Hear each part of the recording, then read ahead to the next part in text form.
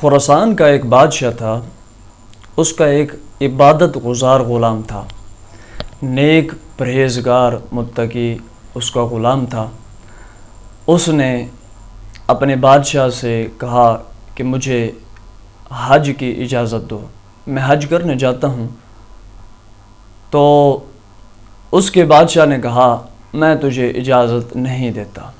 اس نے پھر کہا میں تجھ سے اللہ اور اس کے رسول کریم صلی اللہ علیہ وسلم کی خاطر اجازت مانگتا ہوں، مجھے تو اجازت دے دے۔ اس نے کہا میں تجھے اجازت نہیں دوں گا، ہاں میری ایک شرط ہے، اگر تو میرا ایک کام کر دے تو پھر میں تجھے اجازت دے دیتا ہوں۔ اس نے کہا بتاؤ تمہارا کیا کام ہے؟ تو بادشاہ نے کہا کہ میں تیرے ساتھ سواریاں بھی بھیجوں گا، اونٹنیاں بھی بھیجوں گا، ساز و سامان دوں گا۔ جب تو مدینہ شریف حضور کے روضہ مبارکہ پر پہنچ جائے تو نے میرا ایک پیغام حضور کو دینا ہے۔ تو غلام نے کہا بتاؤ کیا پیغام ہے، حضور کو کون سا تمہارا پیغام دینا ہے؟ تو اس بادشاہ نے کہا کہ جب تو روضہ رسول صلی اللہ علیہ وسلم پر پہنچ جائے تو تم نے سلام عرض کرنا ہے، اور سلام عرض کرنے کے بعد میرا یہ پیغام دینا ہے کہ یا رسول اللہ صلی اللہ علیہ وسلم، میرا آقا عرض کرتا ہے کہ میں آپ کے ان دو رفیقوں یعنی کہ شیخین کریمین سیدنا ابو بکر صدیق اور سیدنا عمر فاروق، ان دونوں سے برات کا اظہار کرتا ہوں، میرا یہ پیغام تو نے آقا کریم علیہ الصلاۃ والسلام کو دینا ہے۔ تو غلام نے کہا کہ میں تمہارے بات ماننے اور تمہاری اطاعت کرنے کے لیے تیار ہوں، لیکن میرے دل میں کیا ہے میرا اللہ اور اس کا رسول جانتے ہیں۔ خیر وہ غلام اس نے حج کے لیے تیاری کی، ساز و سامان سب کچھ، اور جیسے بادشاہ نے کہا تھا اونٹنیاں اور ساز و سامان اور آدمی اور غلام تمہارے ساتھ بھیجوں گا ویسے۔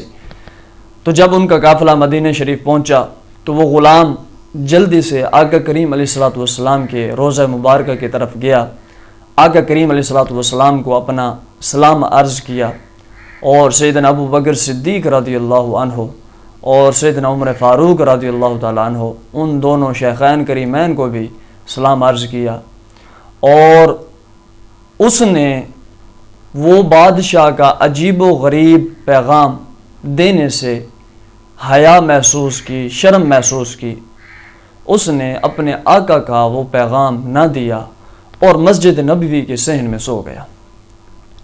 جب وہ سویا تو آقا کریم علیہ الصلاۃ والسلام خواب میں تشریف لائے۔ وہ غلام کہتا ہے کہ میں کیا دیکھتا ہوں کہ آقا کریم علیہ الصلاۃ والسلام کے روضہ مبارکہ کی ایک دیوار کھلی، آقا کریم علیہ الصلاۃ والسلام باہر تشریف لائے اور آپ نے سبز رنگ کا جبہ کپڑے زیب تن فرمائے ہوئے تھے، اور آپ سے مشک و عنبر کی خوشبو بھی آ رہی تھی، اور آپ کی دائیں طرف سیدنا صدیق اکبر نکلے اور انہوں نے بھی سبز رنگ کے کپڑے پہن رکھے تھے، اور بائیں طرف جناب عمر فاروق رضی اللہ عنہ نکلے، انہوں نے بھی سبز رنگ کے کپڑے پہنے ہوئے تھے۔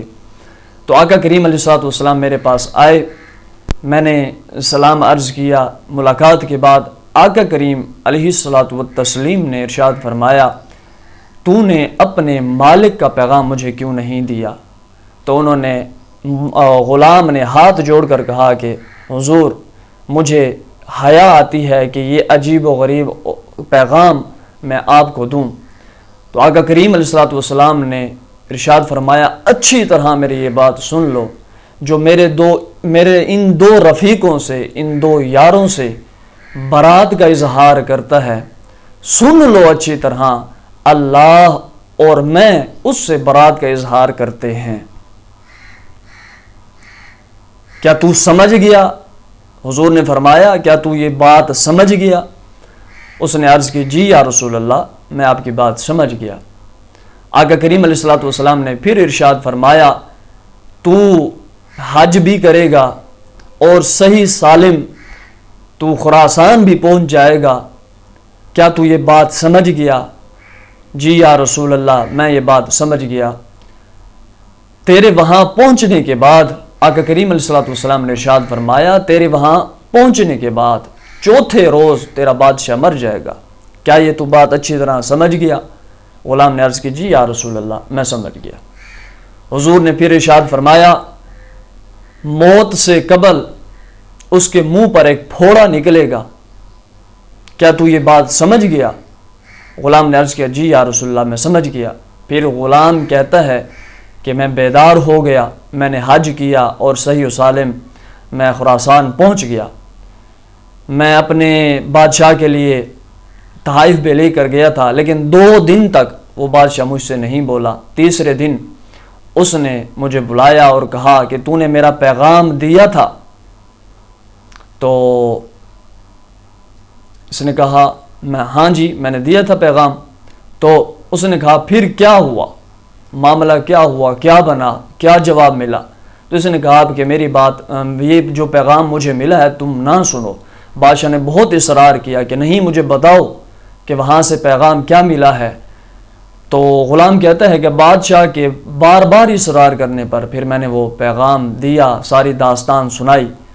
تو بادشاہ مسکرایا، اور جب میں یہاں تک پہنچا کہ آقا کریم علیہ الصلوۃ والسلام نے ارشاد فرمایا کہ جو میرے 2 ان رفیقوں سے، ان یاروں سے برات کا اظہار کرتا ہے اللہ اور میں اس سے برات کا اظہار کرتے ہیں، تو وہ بادشاہ جب اس نے یہ بات سنی تو وہ مسکرایا اور اس نے کہا کہ ہم نے ان سے برات کا اظہار کیا، انہوں نے ہم سے برات کا اظہار کیا، اب ہم سکون میں ہیں۔ یہ بادشاہ نے جواب دیا، میں کہتا ہوں کہ یہ اس کی بربادی تھی، اس کا سکون نہیں تھا۔ تو وہ بادشاہ مسکرا کر اس نے یہ جواب دیا۔ تو وہ غلام کہتا ہے کہ میں نے وہ جو چوتھے دن مرنے والی اور پھوڑے والی بات نہیں بتائی، تو میں نے وہ بات چھپا لی۔ جب اس نے یہ بات کہی کہ ہم نے برات کا اظہار کیا تو انہوں نے ہم سے برات کا اظہار کیا، اب ہم سکون میں ہیں، تو میں نے دل میں کہا اے اللہ کے دشمن تو رک تو صحیح، چوتھے دن تیری موت ہو جانی ہے۔ تو وہ کہتے ہیں کہ جب چوتھا روز آیا تو جیسے آقا کریم علیہ الصلوۃ والسلام نے ارشاد فرمایا تھا کہ اس کے منہ پر ایک پھوڑا نکلے گا موت سے قبل ایک پھوڑا نکلا۔ ابھی ہم نے نماز ظہر بھی ادا نہیں کی تھی کہ اسے دفنا دیا گیا۔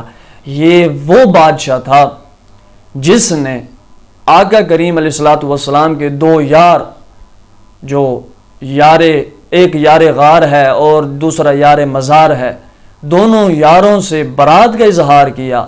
تو آقا کریم علیہ الصلوۃ والسلام نے ارشاد فرمایا کہ اللہ اور میں اس سے برات کا اظہار کرتے ہیں۔ کیا معلوم ہوا؟ جو سیدنا صدیق اکبر سے برات کا اظہار کرتا ہے اس سے اللہ اور اس کے رسول برات کا اظہار کرتے ہیں۔ جو سیدنا عمر فاروق سے برات کا اظہار کرتا ہے اس سے اللہ اور اس کے رسول برات کا اظہار کرتے ہیں۔ اور یہ بالخصوص تھا اور بالعموم جو آقا کریم علیہ الصلوۃ والسلام کے صحابہ کرام سے برات کا اظہار کرتے ہیں، معلوم ہوا کہ آقا کریم علیہ الصلوۃ والتسلیم اور اللہ ان سے برات کا اظہار کرتے ہیں۔ اللہ تبارک و تعالی ہمیں صحابہ کرام سے جڑے رہنے کی توفیق عطا فرمائے، ان سے محبت کرنے کی توفیق عطا فرمائے۔ آقا کریم علیہ الصلوۃ والسلام سے نسبت رکھنے والی ہر چیز کا ادب و احترام اور ان سے محبت اور مودت رکھنے کی توفیق عطا فرمائے۔